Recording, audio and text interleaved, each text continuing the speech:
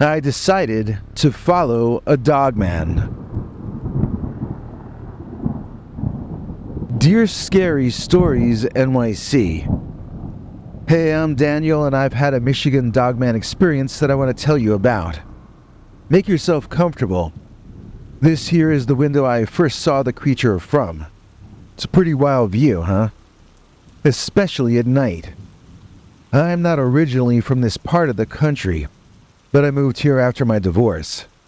My wife got the house and all my friends, but left me enough money that I moved to an entirely different state to start over. And I do plan on starting over again at some point. Right now, I mainly need to get the voices of everyone I ever knew out of my head, so I can remember which voice is mine. When I first got here, I would sit here by the window and I would read. At first I never looked out at all. If there were neighbors, I didn't want to meet them. If there were animals, I didn't think they were cute. I wanted to get lost in escapist literature and sometimes old fantasy movies from previous generations. I had moved to these woods to take a break from reality for a little while, so it took me some time to notice that reality hadn't taken a break from me. After getting satiated with fiction after a couple or 3 weeks, I finally took a look outside my window one evening, and what I saw is basically the reason I've even got anything at all to say to you fine people. And that's because what I saw was the Michigan Dogman, right outside my own window. Not being from around here, I had to look this creature up online, and I was somewhat surprised to find out that it isn't even supposed to officially exist. I mean, I saw it before I learned the name of it, so it's not like my imagination was inspired by the local legends. I heard the stories after seeing the thing. I admit I don't really know what the creature is, but I saw it walking past my house, so I know it exists. I wondered if I might be in danger living in this place, which motivated my looking up the Dogman online. Each article I read got me more frightened than the one before it. At some point I stopped worrying if I was in danger, and started wondering just how much danger I was in. At this point it got hard for me to sleep. I just stared out the window all the time, like that was gonna solve something. When I would see the beast, it was running swiftly, so fast that no man could hope to keep up. But then one day, I saw it walking in a slow and casual manner through the brush. On a whim, I decided to follow the creature into the forest. I kept back a ways with the wind in my face, and I walked as quietly as I could so that the dogman didn't realize I was following him.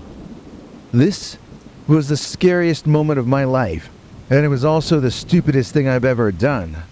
Please don't try this at home, if you know what I mean. So at some point, the dogman stops walking when he comes to this cluster of trees and branches that seemed to be arranged into almost what I might call a nest of sorts. And in that nest were a bunch of little puppies. The dogman kneeled down and started feeding the pups, but it wasn't meat he was giving them. It was some kind of fruit that he carried in his hands. I think it was blueberries, but it might have been blackberries or some other kind of fruit that I don't know the name of. The creature appeared to be male, yet he was exhibiting nurturing behavior toward what I have to presume were its own youth. I did not see any other adult dog men or women there, but possibly the mother was off gathering food and would return shortly. If so, that meant one more reason for me to get out of there. I left my home to follow a scary and dangerous monster, but I found myself spying on a parent and his kids. I was becoming the monster, so I retreated. Since then, I have noticed the dogman walking by a few more times. I avert my eyes when I do. I don't want to become known as the kind of guy who spies on his neighbors.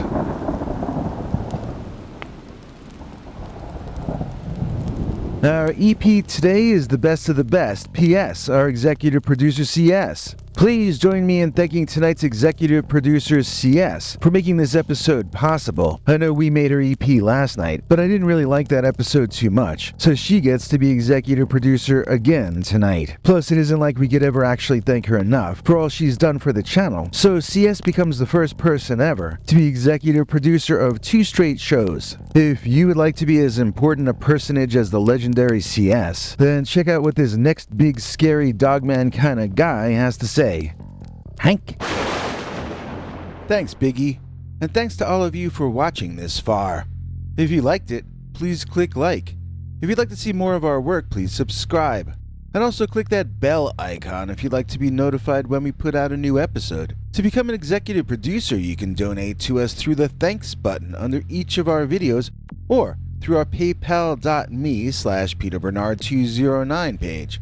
To receive cool perks like secret uncensored Dogman episodes far too wild to ever run on this channel, you can become a YouTube channel member by clicking the join button, or join our PayPal subscribers club at peterbernard.com. Joining either at the $3 a month level or above gets you access to our over 25 hours of secret uncensored Dogman stories available nowhere else. Do you have a scary story about Dogman or some other kind of high strangeness that happened to you? Let us know by emailing us at scarystoriesnyc@gmail.com or by leaving us a voicemail message at 804-LA-SCARY.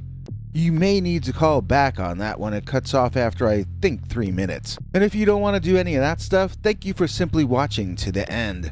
Good night, and have a scary tomorrow.